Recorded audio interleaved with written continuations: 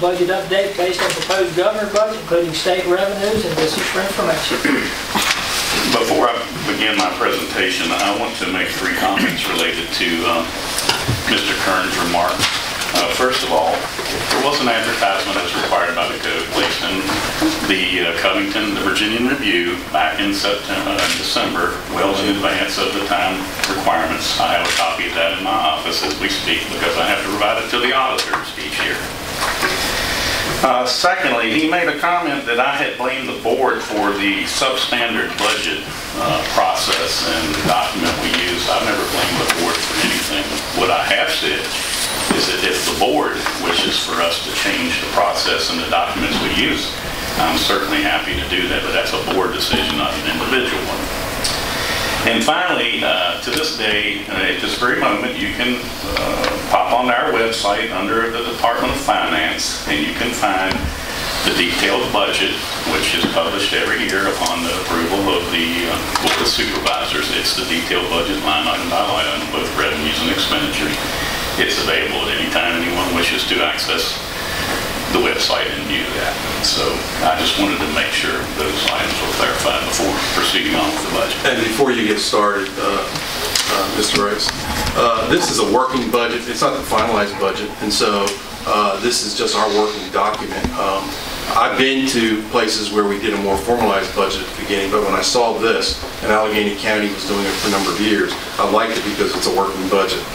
And then when we make our final presentation to the board to adopt the superintendent's budget, that's much more formalized with, and it's about a 30-page document as well, with all our goals and different things that we will do for the year. The other part of this is when we get up to the hearing piece. The hearing isn't about this budget. It's about budget priorities. And so it's for the community committee to say, we want more math teachers. We want a strings program. And that's when we look for priorities so we know what to put in the budget. It's not about the actual budget. And this is the governor's budget right now. They have tied strings to the raises, okay, which we do not want, okay? We want the money from the General Assembly and from the governor's budget to tell us that we want it so there's no strings attached so we can use it for salaries. I mean, currently right now with the governor's budget, we do see an increase in funding, which is great, but strings are tied. So that means we need to have matching funds from the locality. I would say at least 25 divisions I know already said they can't take the money because they can't afford it, all right? And so we got a ways down the road. We got to get to the Senate and the House, and then we can finalize things. But if there's things that our community wants in our school division to do, then the community needs to let us know of what we need to put into the budget as we move forward, which there are plenty of times. I think last year we approved our final budget till May, or was it June? So the final budget wasn't approved until June last year. So. And we welcome any kind of input. Emails, call us, send us notes, come to the meetings. So it's an open process. Thank you. Hey, 19-155, budget update based on proposed governor's budget, including state revenues, and this is for information. And this is the budget that you saw at our budget work session last week. I will hit the high spots and for those who are in attendance in our audience. But I wanted to note that we're projecting 1907 for average daily membership. That's a reduction of 90 students over where we are currently budgeted for this year. And again, this is, the superintendent mentioned, this is the governor's proposed budget. It's very preliminary. We'll get the House and Senate versions. And at some point, the final conference budget that will be approved by the General Assembly, they're slated to adjourn on February 23rd. So hopefully we'll have something by then. It won't drag on until May like it did this past year. So the other big thing that's hurting us this year is the local composite index. We are the only division, to my knowledge, that's having a change in its composite index in the middle of a biennium. The 2-year biennium period is typically when the local composite index is established. It's a formulary process that indicates a locality's ability to pay for its public education. So the higher the number, the less money the state gives us. We're seeing an increase next year of almost 5% on our local composite index, which has a major impact on the funds we will receive from the state. We go next to the standards of quality. Mr. Rice, you want to mention why that changes now? Yes, thank you. Okay. When why that would be changing. Right. Yes, and I will buy you lunch if that, like I promised, if that comes to fruition. I'm on camera for that. When Clifton Forge reverted to a town status many years ago, there was a little period of lag before they formalized this. The state locked in the composite index at the lowest of the two entities at the time, 0.2423. And that's where we have been fixed for the last 15 years. And actually, sometimes we've actually dipped below that slightly and went even lower, but it can never go above that cap. And that cap expires on June 30th of this year. And we no longer have that benefit, and that was the agreement that was made at the time that the reversion was done. So it's having a major impact on us. Also, back during the Great Recession, a number of more rural divisions like ours who had seen favorable trending in the composite index saw just the opposite happen as Northern Virginia, Tidewater, and the more affluent areas became more poor in relation to everyone else, and that had a negative impact for us on the composite index. But the first major funding category for the state, these are all state funds, the standards of quality. I won't belabor them all. It also includes sales tax revenue.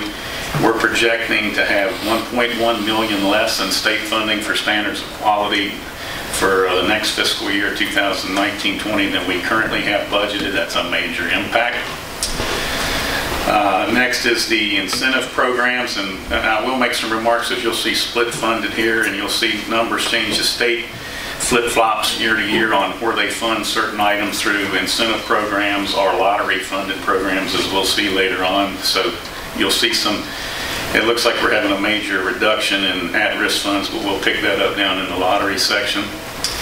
I do want to mention the compensation supplement here. You see none budgeted for the current fiscal year, $447,000 for next year.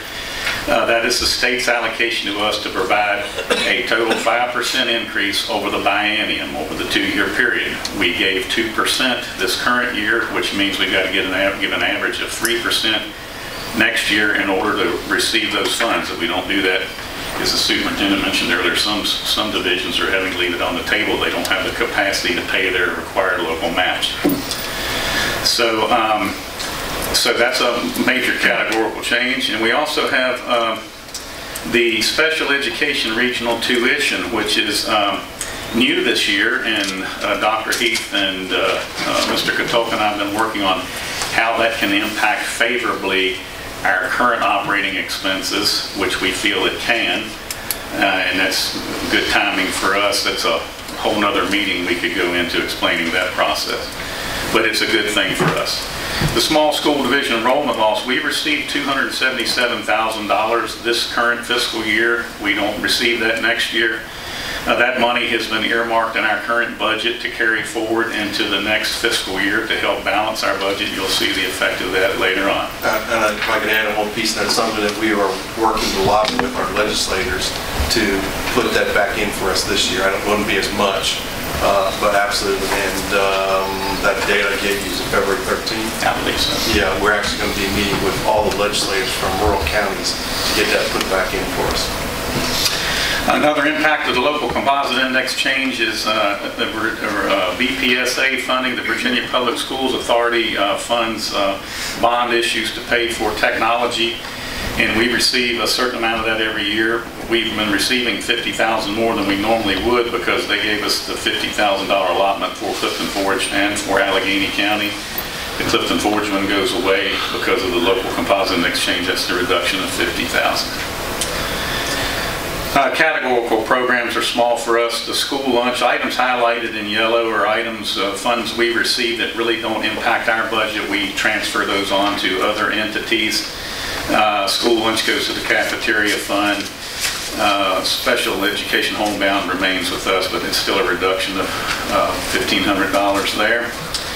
And then the lottery funded category, and I mentioned some of the split funding with that risk. You can see we're picking up some here to offset the deficit that showed previously. The Virginia Preschool Initiative, we contract with the YMCA to manage that program for us. That money will go to them. School breakfast goes to the cafeteria. Career and technical education goes to JRTC. Then supplemental lottery funding per pupil allocation, that's one area where we keep hoping the state will take the compensation supplement with the strings attached and put it down there without the strings attached and give divisions the wherewithal to manage their money.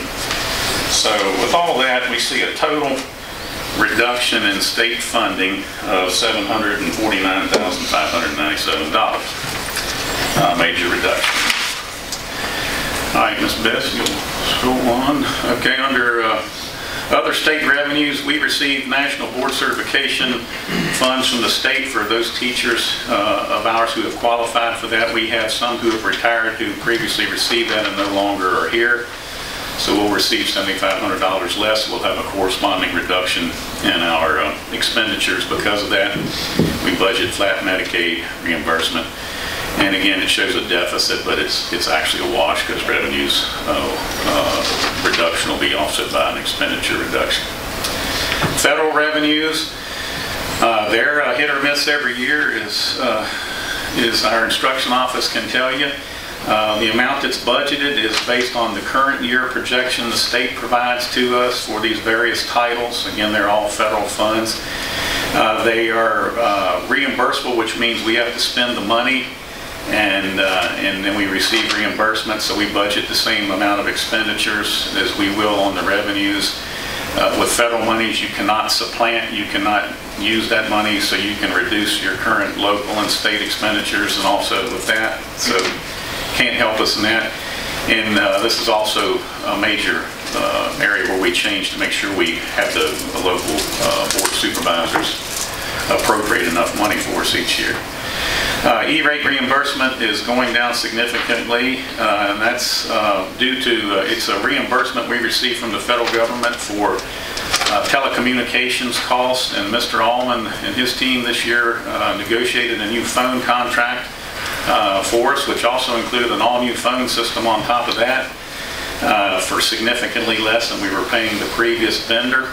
So even though we're receiving less revenue because we have less expenditure to get the rebate on, we will also have less expenditure. Forest Reserve, in years when the federal government reauthorizes the Secure Rural Schools program, which was designed to help school divisions who are in a rural area and have a lot of government land that's controlled by the federal government, typically we would get approximately $100,000 more in that. In years it's been reauthorized. I do not anticipate with the deficit the federal government's running at currently that will be reauthorized. I hope I'm pleasantly surprised, but at this point we're not budgeting for that to occur. Food service again has increased due to the CEP programs at Mountain View and Sharon, and it's a pass-through, and then so we get a total with the adjustments for the pass-throughs of $106,764 more, but again there will be some expenditure offset. Local revenues, we have currently Alleghany County funds us in this amount. We're budgeting the same for next year. The pass-through revenue, again, I've mentioned is adjustment, and so we get, excuse me, I'm popping down one, I'm sorry. I mentioned the carry forward earlier, the money we received in the current fiscal year that we've set aside to carry over next year to help us with our deficit. There's that money. And miscellaneous other are a whole host of things like interest, like school bus sales, like facilities usage, cafeteria payroll where we pay their pay for them and they reimburse us. Actually, that's going to be an improvement somewhat. Almost 17,000 that is for the tower lease for Apex Towers at the Clifton Middle Mountain View site. $8,800 of it is for additional cafeteria revenue that we will be reimbursed for based on the salary increase. So that accounts for that. You go stay there for a second. On the $277,000, we got that from the student loss funding. Our original plan was to ask the county for that funding, okay? But once we got that $277,000, we were able to put that in there and delay that for another year from the county.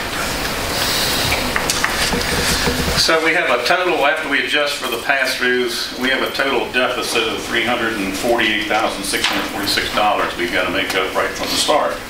But there are other impacts as the school budgets typically work. So we'll show you the expenditure increase that we are going to have. Some of them you'll see zeros. These were items that were requested by various entities. When we began our budget process, we always ask principals, administrators for additional expenditures they would like for us to consider, and our budget committee works from there to start whittling down what funds we actually have once we get the governor's preliminary budget to what we can actually afford. The electronic records piece is something that the contract has just been let. That's going to be an additional cost above what we have budgeted, so we're going to hang on to that.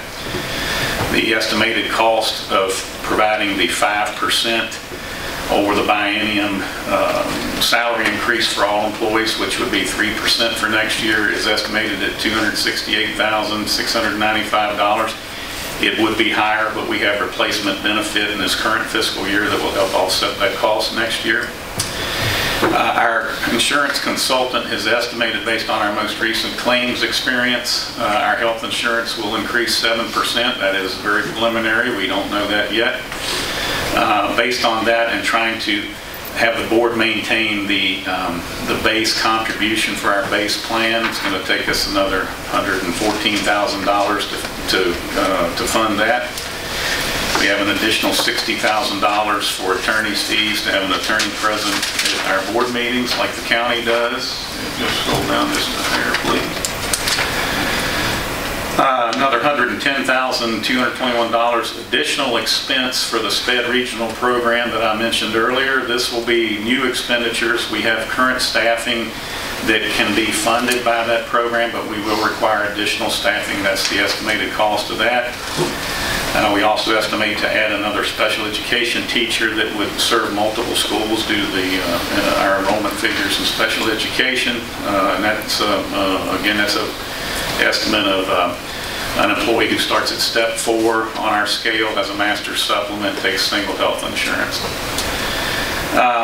We get down to the federal titles revenue. I mentioned earlier that those are reimbursable expenses, so that amount equals how much additional revenue was budgeted earlier, so it's a budgetary wash, as is the cafeteria wage piece there, which was included under the miscellaneous revenues. So we have a deficit counting the reduction in funds from the various revenue sources, plus the increase in expenditures. We have a deficit of $1.13 million. So our efforts to offset that deficit and generate a balanced budget is to eliminate the capital outlay replacement budget allocation. We've been using that money in previous years to pay for the renovation at the high school, and that debt has been paid. And we're going to utilize that money now to help balance the budget. It's been also some contingency in the past we'll no longer have. Eliminate 3 teaching positions due to enrollment loss. Eliminate the part-time ESL teaching position at the high school. A reduction in JRTC funding from what we currently have budgeted. That's based upon their request. Reduction in budgeted substitute cost, and we're basing it on our recent trends. We think we can reduce that. That's $50,000 plus the Social Security and Medicare costs. We can reduce that. We are proposing to reduce our purchase services contracts line by $50,000 based on our actual usage and review by the administrators recently. I mentioned earlier we were receiving less national board certification state payments. We're showing that offset there, plus the state gives us a flat $2,500 per teacher, which we in turn give to the teacher. We eat the cost of the Social Security, which is the difference in that. I mentioned earlier we're getting less in E-rate reimbursement because of our lower telecommunications contract costs, and there they are right there. So we still have a net gain, net of the revenue reduction and the expenditure reduction. Because of the LCI impact to our BPSA money that I mentioned earlier on the revenue side, we'll see a $50,000 reduction there. Textbooks, because of our state funding is lower, we'll see less of a required match for that. This is one that pains me to bring up, but this would also eliminate school bus purchases from our operating budget. We would have to rely on year-end funding to pay for that, which is no guarantee. The preschool initiative allocation is due to the local match requirements, some of which we can do is in-kind contribution. Eliminate the substitute custodian position at the garage, reduce athletic supplement to funding to AHS and CMS. We do that to help them with things like paint ticket takers and police officers at events.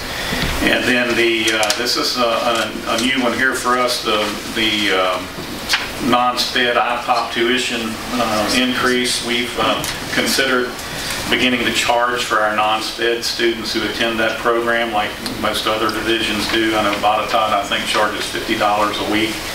I believe Roanoke's even higher than that, so we're proposing to begin charging a tuition for that program.